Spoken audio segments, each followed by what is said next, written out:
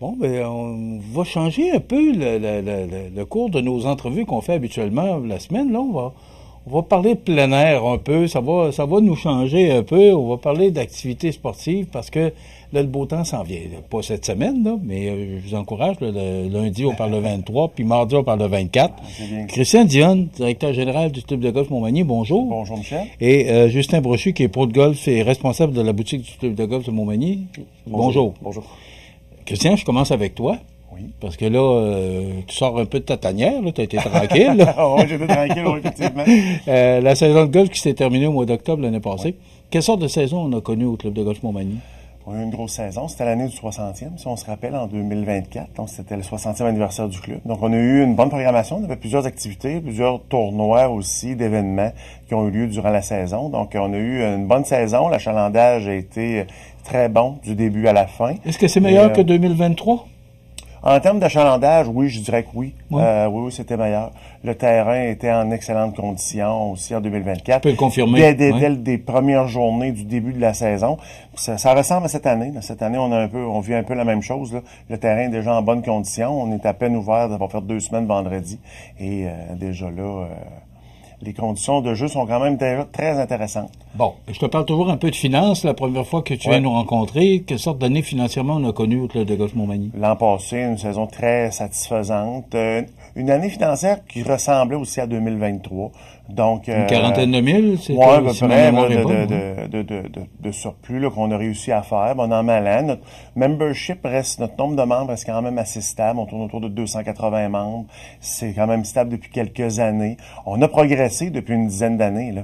Si on recule ça, peut-être il y a une dizaine d'années, on tournait autour de 2,15, 2,20, 2,25. Ah oui, okay. Oui, on a descendu quand même assez bas. Oui. Puis là, vois-tu, on tourne autour de 280. Cette année, on vient d'ouvrir. On a quand même pas mal de membership de rentrée. Puis les prochaines semaines, là, avec la belle température, ça va en faire adhérer d'autres. Donc, on devrait, bon an, mal an, tourner pas mal autour de ce qu'on est. Fait que j'ose espérer avoir des résultats financiers à la fin de 2025 sensiblement identiques à ce qu'on avait l'année passée. On s'attend quoi comme nouveauté cette année? Ben, les nouveautés cette année, les gens qui vont venir jouer au club de golf Montmagny cette année vont voir qu'on a un grand chantier d'entreprise sur le terrain. On est dans la réfection du trou numéro 15. Le 15, pour situer les gens, là, c'est le par 3 qu'on a en bas, entre la montée du 14 et ce qu'on appelle le monstre, le trou numéro 16. Qui est le plus long, d'ailleurs. Oui, c'est ça. On a ce par 3-là qu'on est en réaménagement on relocalise le verre à gauche du verre actuel et on relocalise le départ à droite du départ actuel. C'est un travail déjà qui est amorcé depuis l'automne dernier. Donc, on va continuer durant la saison, mais ça sera opérationnel seulement pour 2026. Mais les gens vont voir qu'on est en grand mais on sait que c'est un parterre qui est assez élevé. Est-ce qu'il va demeurer élevé? Ou? Il va demeurer élevé. Le départ va être surélevé, ce qui n'est pas le cas présentement, parce que là, on a un départ plus bas puis un verre un petit peu plus haut. Sauf pour ceux-là, les professionnels qui jouent en haut, là, sur ce qu'on appelle les bleus. Là, tu te trompes de trou, là, tu parles du 5. Moi, je parle du 15 en bas. Là. C'est le départ est vraiment plus bas, là. OK, je me trompe avec... Exactement.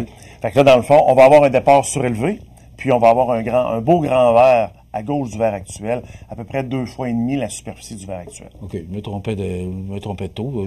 C'est pas grave, Michel. Je vais me replacer, ça fait longtemps que je parlais. À part ça, est-ce qu'il y a d'autres nouveautés? Ben, dans le fond, ça, c'est le grand changement au niveau du terrain. Là, ça, c'est quand même considérable. Ensuite de ça, ben, le grand changement vient au niveau là, de Justin, dans le fond, qui est ici avec moi ce matin. Dans le fond, Justin est déjà quand même responsable de la boutique depuis quand même quelques temps. Mais là, avec son titre de professionnel qui est venu chercher, donc on vient assurer une certaine pérennité, c'est-à-dire de notre académie de golf pour les jeunes, mais aussi on augmente notre qualité de service qu'on peut donner soit aux golfeurs membres et non membres au niveau des cours de golf. Justin pourra être en mesure de vous en parler, mais c'est une offre qu'on vient vraiment, qu'on redémarre et qu'on est bien content d'offrir à la population. Justin, justement, comment tu vois ça? D'abord, félicitations, parce que professionnel, moi j'ai l'impression, puis reprends-moi si j'ai tort, que c'est un peu en voie de disparition. C'est difficile d'être professionnel aujourd'hui. Ils ont beaucoup changé leurs critères de sélection pour des professionnels. Avant, c'était 2 rondes sous pression, il fallait jouer un certain pointage.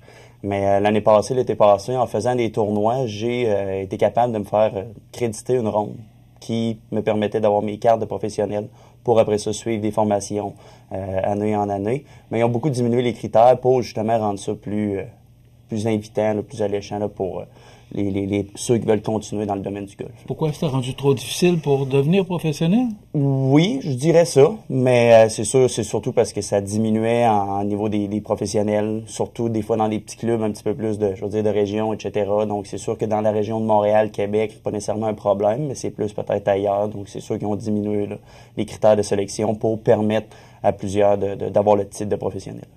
Qu'est-ce qui mène un gars comme toi là, de devenir professionnel de golf? Ben c'est sûr, c'est la passion. C'est le fait que j'aime beaucoup enseigner, expliquer la technique. On apprend toujours quasiment tous les jours là, sur cette technique-là. Là. Chaque swing de golf est unique. Fait que c'est d'être capable d'optimiser là, chaque élan de golf à tout le monde. Fait que c'est un peu cette passion-là là, qui me guide, de voir l'évolution de quelqu'un, par exemple. C'est les premières personnes avec à qui je vais donner un cours, d'être capable de voir une évolution, de voir qu'il s'améliore, de voir qu'il aime ça. Mais c'est un peu cette passion-là qui me guide de dire, bon, je vais continuer dans ce milieu-là. J'aime quasiment mieux l'enseigner que d'aller sur le terrain puis jouer ma propre partie. Okay. Ça me permet moins de jouer, c'est sûr, mais on l'apprend d'une autre façon, on apprend différentes techniques. En travaillant dans le milieu aussi à l'année longue, ça me permet d'en apprendre beaucoup sur les bâtons. Tu sais. Ça paraît niaiseux, mais un bâton, c'est un détail important si on veut s'améliorer, si on veut aller plus loin, si on veut atteindre un autre niveau. Fait que c'est juste en apprenant ça m'a permis de voir ça d'une autre façon, puis de me laisser porter par cette passion-là. Ça m'encourage pas toujours le joueur. Ça peut être le bâton. Des fois, ça peut être le bâton. Des fois, l'excuse peut venir du bâton. Ouais. Justin, justement, tu as parlé du mot « enseigner ». Et Christian disait qu'on a connu des années difficiles. Ça prend de la relève. On a des juniors à chaque année. Peut-être que les gens ne le savent pas, mais on a des juniors à chaque année qui viennent jouer des jeunes. D'ailleurs, moi, j'ai 2 garçons qui ont fait les camps juniors. Est-ce que ça fonctionne encore aujourd'hui? Ça fonctionne très bien. Environ une trentaine de jeunes là, à l'académie à chaque année. C'est un cycle tout le temps. Il y en a qui reviennent, il y en a d'autres qui partent. Plus ils sont vieux, ils ont peut-être moins de temps de s'adonner à ça, mais on se concentre surtout sur les jeunes pour créer justement de la relève à long terme. Il y en a qui viennent à l'académie, jouent un peu moins les années après, mais reviennent tout le temps un petit peu. Fait que ça permet de toujours avoir une roue, un cycle là, qui se fait pour les années suivantes. Puis même chose, ça permet aux parents de venir aussi. Ouais, fait que encore une fois, ça leur permet de découvrir ce jeu-là. Avec la pandémie, ça a apparu. Toutes les familles se mettaient à jouer à ça. Des jeunes aussi ont commencé à plus venir à l'académie. Puis on est très bien entouré aussi avec nos collègues de chez B2 Golf d'avoir des professionnels pour permettre aux jeunes d'apprendre. Oui, il faut s'amuser, c'est sûr, quand on est là, mais d'apprendre pour être capable de s'améliorer. C'est quoi un camp junior? C'est quel âge minimum? Corrige-moi si je me trompe, Christian, excuse-moi. Mais c'était autour de 8 ans. C'est 8 ans. On les prend à 8 ans. L'académie proprement dit, c'est pas jeune un peu, c'est 8 ans. Ça va selon le degré de maturité de l'enfant. Moi, je dis tout le temps aux parents, on peut le prendre à 8 ans. Idéalement, on se dirige plus vers le 9, mais ça arrive à 8. Si faut quand même qu'il soit capable de fonctionner durant une journée complète. 15 à 15-16 ans. Puis on a un petit cours aussi le mardi soir là, pour le 5 à 6-7 ans d'initiation qu'on va donner. Mais habituellement, 8-9 ans, c'est pas mal là qu'on les prend à la journée longue. Bon, puis on a besoin de ça pour assurer la relève. Ça prend ça, les coachs. Non, parce qu'il n'y en a pas toujours eu. Non. Puis on parlait de la pandémie, ça a été vraiment une augmentation. Je me souviens, il y a eu beaucoup de monde parce que tout ce qu'on pouvait faire, c'était jouer au golf parce qu'on parlait pas à personne, on était sur le terrain. Est-ce que ça a diminué beaucoup depuis le retour de la vie normale? Non, pas vraiment. Moi, je trouve que les jeunes de la tranche d'âge de 18-30 ans qui se sont remis à jouer au golf ou qui ont débuté à jouer au golf ont continué. Peut-être qu'ils jouent moins de parties que dans la COVID, dans la portion de ces années-là, mais on les voit au terrain. On les voit au club. Ça, c'est intéressant. Ça l'a resté.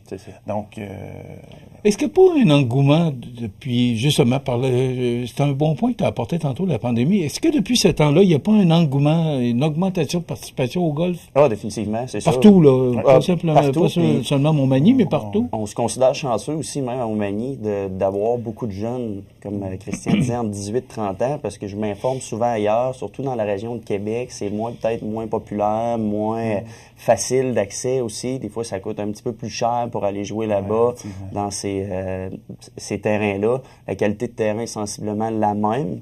Il y en a plusieurs aussi par exemple, qui voulaient être membres à Lévis, mais qui ont décidé de faire une demi-heure de plus pour être membres ici. La simple et bonne raison que le tarif est pas pareil, c'est très abordable. Fait que juste ça, c'est très alléchant pour eux. Entre 18 et 30 ans, ceux qui ont moins les moyens, ben, ils peuvent venir jouer plus tard en après-midi. Le tarif est à prix réduit. Fait que c'est très invitant pour eux, là, c'est sûr. C'est important ce que tu mentionnes parce que, bon, c'est accessible. Là. Les gens qui nous regardent aujourd'hui, là, qui voudraient peut-être inscrire leurs jeunes, c'est quand même accessible. C'est accessible. Puis aussi, à Montmagny, c'est pas tout le temps bien plein. Ce que ça veut dire, ça a un avantage pour un membre, c'est que le temps de départ qu'il veut avoir, il est pratiquement capable de l'avoir presque à la minute qu'il veut jouer. Ce qui n'est pas tout le temps le cas des clubs dans la région de Québec, surtout dans la région de Montréal, où c'est plein, souvent, excusez l'expression, mur à mur. Où là, des fois, pour jouer le matin, le samedi matin, entre 7h30, 8h et 10h, là, ça joue du coude. Ça joue du coude entre membres. À Montmagny, on pourrait pratiquement copier la grille de départ de semaine en semaine, tellement c'est tout le temps le même monde aux mêmes heures.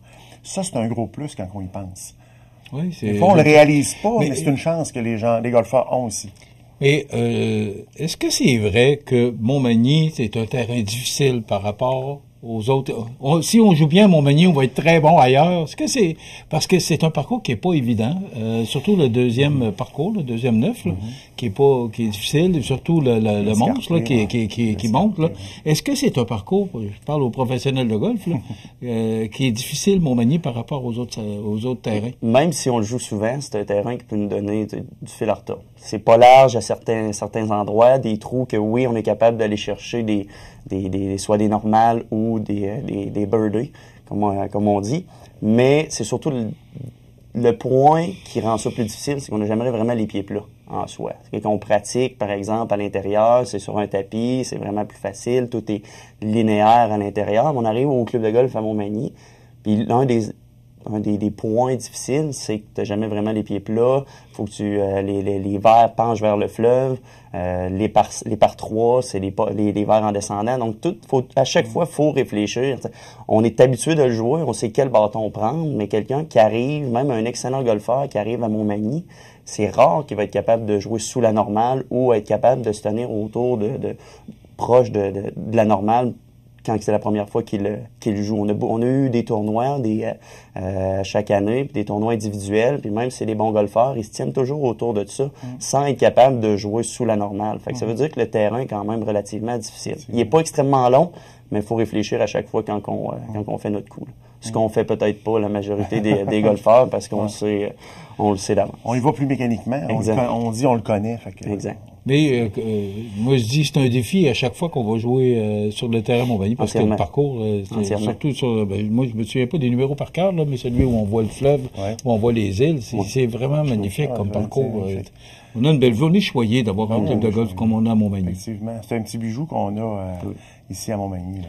Christian, on termine avec ça. Les prix sont avantageux, il y a des forfaits, il y a toutes sortes Pour s'adapter à la clientèle, il y a de tout. Il y a des promos à différents moments de la journée, il y a des tarifs à faire, il y a des tarifs pour les gens qui veulent jouer des parties, mais rentrer membre, je suis pas certain de rentrer dans le nombre de parties que ça va me prendre. On a vraiment de tout, là, puis il y a des cartes à faire pour les gens qui veulent jouer moins souvent, qui ont moins le temps, mais il y a des cartes à faire. Donc, il y a différentes opportunités. Là. Exact. On va vous souhaiter une bonne saison. Merci, Michel. Profitez-en, puis on va aller vous voir certains. Je compte bien. On va essayer d'aller vous voir un petit peu plus souvent. Merci beaucoup, Christian Dionne, qui est directeur général du club de golf Montmagny, Justin Brochu, pro de golf et responsable de la boutique. Il reste quelques secondes. La boutique de golf, si on veut acheter des bâtons, si on veut, il y a tout ce qu'il faut. Venez nous voir, sinon c'est sur commande, puis on s'occupe de ça sans problème. Bon, oui, on peut équiper vos enfants ou vous équiper. Il y a tout ce qu'il faut. Exact. Achetons local. C'est bien important. Dans le fond, Justin, en travaillant avec B2 durant l'hiver, c'est une belle continuité pour nous. C'est notre fournisseur depuis maintenant une dizaine d'années au club. Fait que c'est un beau partenariat, puis Justin fait partie de tout ça aussi là-dedans.